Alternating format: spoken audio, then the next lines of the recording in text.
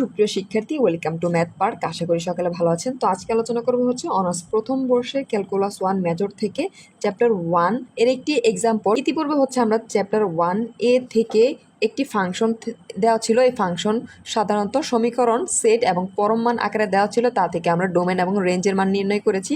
এখন chapter 1C আমরা সমাধান করব। এই অধ্যায়ে হচ্ছে মূলত একটি ফাংশন, সেট আকারে ফাংশন দেওয়া থাকবে। ফাংশনের ক্ষেত্রে 3টি শর্ত দেওয়া আছে। এই শর্তে এই যে এক্স এর মান এখানে বলে দেওয়া আছে, এই এক্স এর মানগুলো আমরা হচ্ছে এই সমীকরণে বসাবো। তারপর হচ্ছে আমরা যেই ব্যবধি খুঁজে পাবো, এই ব্যবধিগুলো আমরা লেখচিত্রে বসাবো। লেখচিত্র বসিয়ে আমরা হচ্ছে সেই লেখচিত্র থেকে ডোমেন এবং রেঞ্জের মান নির্ণয় করব। তো আমরা সমাধানে চলে যাই। সলিউশন। এখানে আমাদের শর্ত কিন্তু 3টি দেওয়া আছে। আমরা প্রথম অংশে শর্ত 1 নিয়ে কাজ করব। শর্ত 1-এর ক্ষেত্রে এখানে বলা আছে, ছোট আমরা কি জানি, আমরা যদি এখানে কল্পনা করি এটা হচ্ছে 0 থেকে ছোট এখানে মাইনাস ইনফিনিটি পর্যন্ত সর্বোচ্চ লেভেলে ছোট হয়, তাহলে আমরা বলতে পারি হচ্ছে এই ক্ষেত্রে x লেস দেন 0, অর্থাৎ x এর মান হবে একদম মাইনাস ইনফিনিটি থেকে আরেকটা হবে 0 পর্যন্ত। আমরা ক্লোজ করে দিলাম এই ব্যবধিতে, অর্থাৎ এই ব্যবধিতে হবে এখানে x এর মান। ব্যবধিতে এইখানে ফাংশন হচ্ছে কি, এই প্রথম শর্তের ক্ষেত্রে আমাদের ফাংশনের মান হবে y সমান সমান, আমরা টোটাল ফাংশনকে y ধরে নিলাম, y সমান সমান এখানে দেওয়া আছে f অফ x সমান সমান, এখানে আমার দেওয়া আছে কি শর্ত হচ্ছে x স্কোয়ার। এখন আমরা কি করব, এই যে এক্স স্কোয়ারের মান অর্থাৎ এই যে 0 থেকে এই যে ছোট এই মানগুলো আমরা বসাবো। 0 থেকে ছোট হচ্ছে প্রথম মান হচ্ছে এখানে -1, তারপর হচ্ছে -2, -3, এই আকারে হচ্ছে মাইনাস ইনফিনিটি পর্যন্ত যাবে। তো প্রথম ক্ষেত্রে আমরা এখানে এক্স এর মান হচ্ছে 0 না বসিয়ে, অর্থাৎ আমরা কিন্তু 0 বসাতে পারবো না, 0 থেকে ছোট বসাতে হবে। তাহলে এখানে যদি এখানে ইকুয়াল দেওয়া থাকতো, অর্থাৎ এক্স লেস দেন ইকুয়াল 0, তাহলে আমরা কিন্তু 0 সহ বসাতাম। যেহেতু এই ইকুয়াল চিহ্ন দেওয়া নেই, আমাদের 0 বাদ দিয়ে কিন্তু 0 থেকে ছোট মানগুলো বসাতে হবে। তাহলে এখন আমরা যখন হচ্ছে লেখচিত্র কল্পনা করব, ধরলাম আমরা একটি লেখচিত্র ধরে নেই, এটা কিন্তু ব্যবধি এইখান থেকে শুরু হবে 0 0, এই ক্ষেত্রে 0 0 শুরু হবে। তাহলে 0 এবং 0 এর প্রান্তবিন্দু হবে এই 0 থেকে, অর্থাৎ 0 0 প্রান্তবিন্দু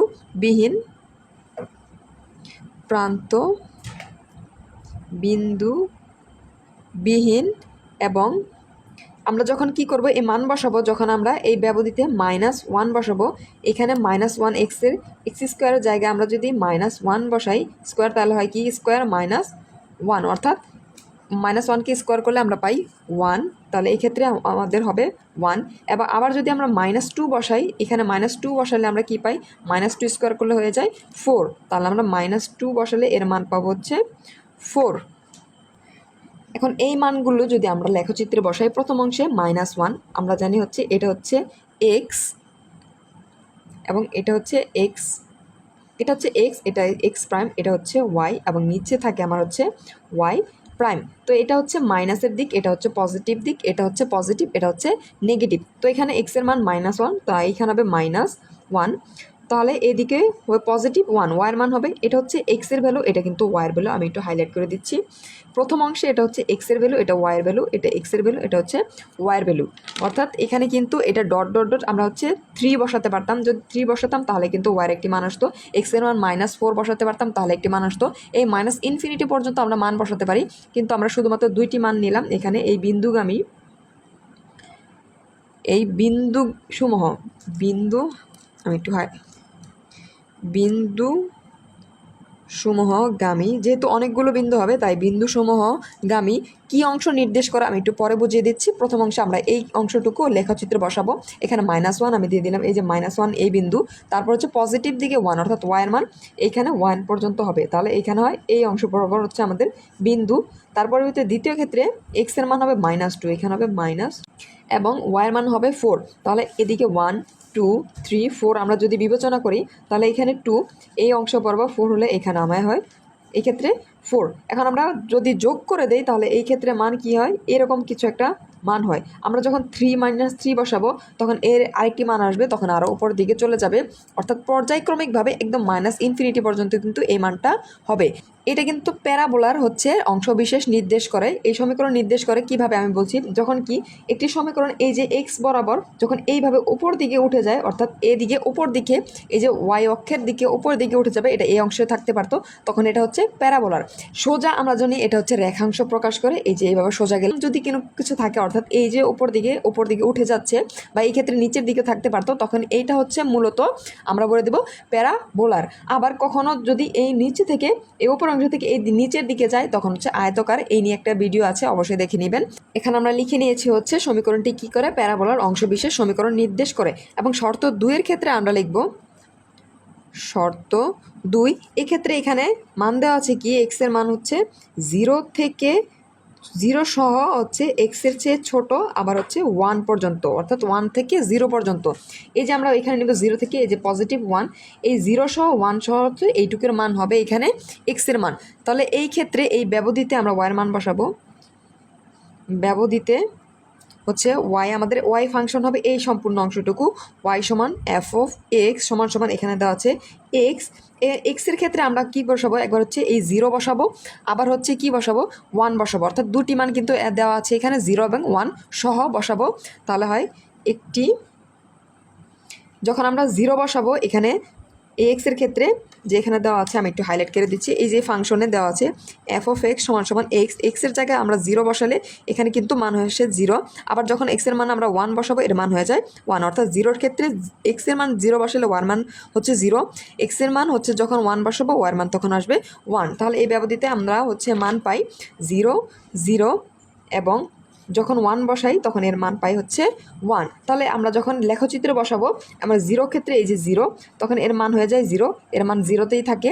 আবার 1 বসাবো তখন এই যে 1, এদিকে 1, এই 1 বসালে কি আমরা এই যে 1, এর মান হবে 1। তো এই ওয়াইয়ের মান 1 হচ্ছে এই দিকে, অর্থাৎ এই আমরা হচ্ছে পেয়ে গেলাম। এটা হচ্ছে শর্ত 2 এর ক্ষেত্রে, যা কি করে এই যে প্রান্তবিন্দু, এই প্রান্ত থেকে এই যে প্রান্তবিন্দু, এই প্রান্তবিন্দু কি একটি রেখাংশ, আমরা জানি সোজা কিছু প্রকাশ করলে কি সরলরেখা, এটা হচ্ছে রেখাংশ সমীকরণ নির্দেশ করে। তো আমরা লিখে দেবো হচ্ছে প্রান্তবিন্দুগামী রেখাংশের সমীকরণ নির্দেশ করে।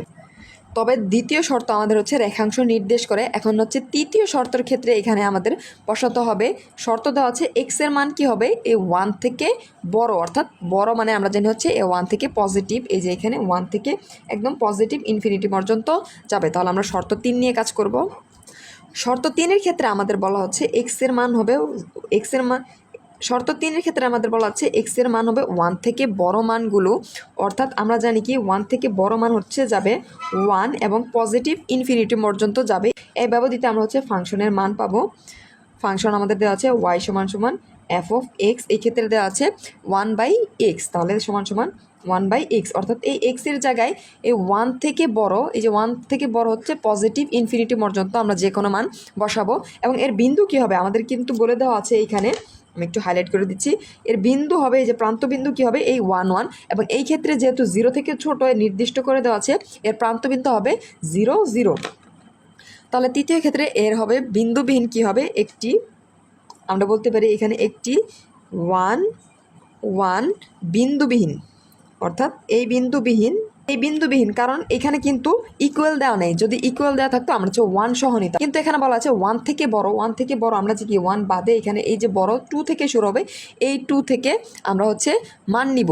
তাহলে 2 থেকে মান নিলে আমরা কি পাই, যখন আমরা হচ্ছে এক্সের জায়গায় 1 বসাতে পারবো না, যেহেতু আমাদের 1 বাদ দিতে বলেছে, 2 বসালে এখানে পাই 1/2। যখন 3 বসাবো তখন এর মান পাবো হচ্ছে 3। তাহলে আমরা লিখতে পারি বিন্দুবিহীন, এবং যখন আমরা 2 বসাবো এই ক্ষেত্রে এক্সের মান 2 বসালে এখানে ওয়াইয়ের ভ্যালু পাইছে 1/2, এবং যখন আমরা 3 বসাবো তখন পাই 1/3।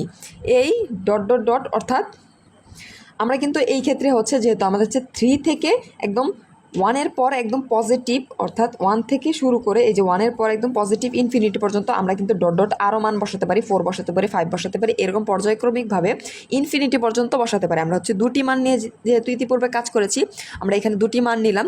এই বিন্দু সমগ্রামী কি নির্ণয় করে, আমরা যখন এই ছক কাগজে এটা বসাবো তাহলে এই 2, এখানে এই 2 এর ক্ষেত্রে মান পাচ্ছে হাফ, অর্থাৎ এই যে 1 রেখা আমরা পেয়েছি এই 1-এর হাফ অংশ হবে এই 2 এর ক্ষেত্রে, তাহলে এখানে চলে আসে এই অংশে।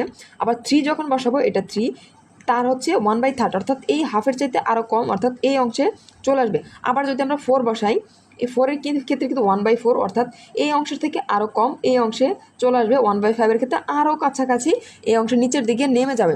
যখন একটি বিন্দু কি করে, এই যে রেখাংশ কি করে, রেখা এই বরাবর অর্থাৎ নিচের দিকে নেমে যায়, তখন এটা মূলত হচ্ছে আয়তাকার হাইপারবোলার। আমি আবার বলছি, এটা হচ্ছে আয়তাকার হাইপারবোলার অংশ নির্দেশ করে। আর যখন এদিক বরাবর উপর দিকে উঠে যাব, তখন এটা হচ্ছে প্যারাবোলার রেখাংশ সমীকরণ নির্দেশ করে। তো এই অংশ আশা করি বুঝতে পেরেছেন। এখন আমরা লিখে দেব যে এই বিন্দুগামী হচ্ছে আয়তাকার হাইপারবোলার অংশ বিশেষের সমীকরণ নির্দেশ করে। শর্ত 3-এর ক্ষেত্রে আমরা হচ্ছে পেলাম এই বিন্দু সমগামী আয়তাকার হাইপারবোলার অংশ বিশেষের সমীকরণ নির্ণয় করে। এখন হচ্ছে আমাদের রেখাংশের অর্থাৎ লেখচিত্রের অঙ্কনের কাজ শেষ। আমরা ডোমেন এবং রেঞ্জ নির্ণয় করব। আমরা জানি একটি ফাংশনে এক্স এর ভ্যালুকে বলা হয় ডোমেন এবং ওয়াই এর উপাদানকে বলা হয় রেঞ্জ। তাহলে এই ক্ষেত্রে ডোমেন আমরা জানি হচ্ছে, সুতরাং ডিএফ দ্বারা প্রকাশ করা। এখানে এক্স এর ভ্যালু খেয়াল করুন, এখানে কিন্তু এই যে মান আমরা যখন 2 পর্যন্ত নিয়েছি, এই মানটা এদিকে গেল, এই মানটা এই পর্যন্ত গিয়েছে। যখন 3 নিব, এটা আরও উপরে যাবে, -4 নিব, আরও উপরে যাবে, অর্থাৎ এই মানটা কিন্তু একদম -ইনফিনিটি পর্যন্ত, একদম অসীম পর্যন্ত চলে যাবে। তাহলে এই পর্যন্ত আমরা এক্স এর ভ্যালু ধরতে পারি হচ্ছে -ইনফিনিটি থেকে। আর এই দিক বরাবর আমাদের এই যে মানটা চলমান, এটা কিন্তু চলতেই থাকবে একদম পজিটিভ ইনফিনিটি পর্যন্ত। তাহলে আমাদের এক্স এর ভ্যালু কি আসে, হচ্ছে ইনফিনিটি থেকে পজিটিভ ইনফিনিটি পর্যন্ত।